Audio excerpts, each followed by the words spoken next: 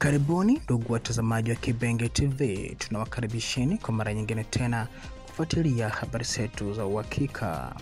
Na kwa mara hii tutakwenda kusalia huko jimboni Kivu ya Kusini, katika tarafa la Kabare na hata lile la Kalehe, ambako mapigano tena yaliripotiwa katika mji wa Mudaka na hata maeneo yote ya Kavumu.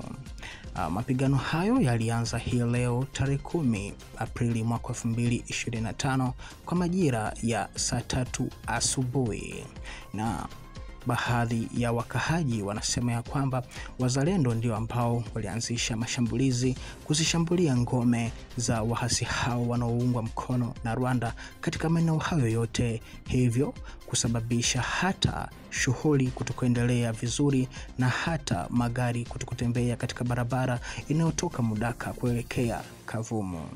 Wazalendo hao nia yao na madhumuni ilikuwa ni kumfukuza adui katika maeneo ya Mudaka, kumfukuza adui katika maeneo ya Kavumu mpaka kufanikiwa kukiteka kiwanja cha ndege cha Kavumu.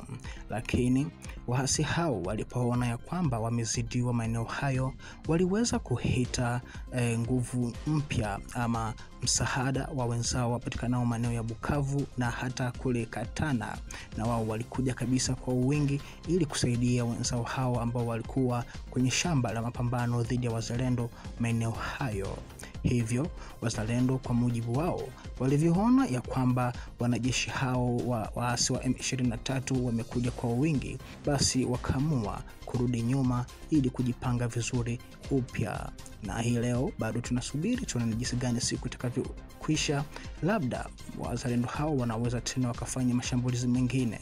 Kwa hiyo tunawaombeni watu wote wapatikanao huko Mudaka, Moresa mpaka Kavumu kuwaunga mkono wazalendo hao na kuwarahisishia kazi hiyo ambayo wanakwenda kuifanya ya kumpinga ama kumuonesha mwasi huyu, mvamizi huyu ambaye anakuja kuvamia nchi yetu, ya kwamba Sud Kivu sio uwanja wa kuvamia hovyo. Kama kuna wasaliti ambao waliwezaga kuwarahisishia kazi ya kuingia katika jimbo la Kivu ya Kusini, lakini wajue kama kuna watoto ambao bado wanaipenda nchi yao, ambao bado roho ya uzalendo imo katika mioyo yao, na wao wamesimama kidedea kuipigania nchi yao, bora wafe. Na hivyo tunakwenda kuwatolea pongezi wazalendo hao ambao kila siku baada ya siku wanakwenda kuvuruga plani, strategy na hata tuseme mikakati ya mahadui yao. Na hivyo tunakwenda kuwapongeza wazalendo hao ambao wanazidi kuwavuruga ama kuvuruga mipango ya wahasi hao siku baada ya siku, wakikuwa hawajakaa vizuri ambapo wanawaza kufanya hichi, lakini wao tena wanakuja wanavuruga.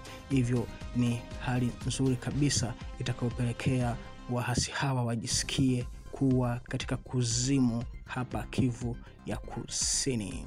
Kwa hiyo tunawakumbusheni tena kwa mara nyingine tena kuhusu operasyon Saidia Mzalendo. Kidogo ukipatacho, kumbuka mzalendo aliyoko kwenye shamba ya mapambano.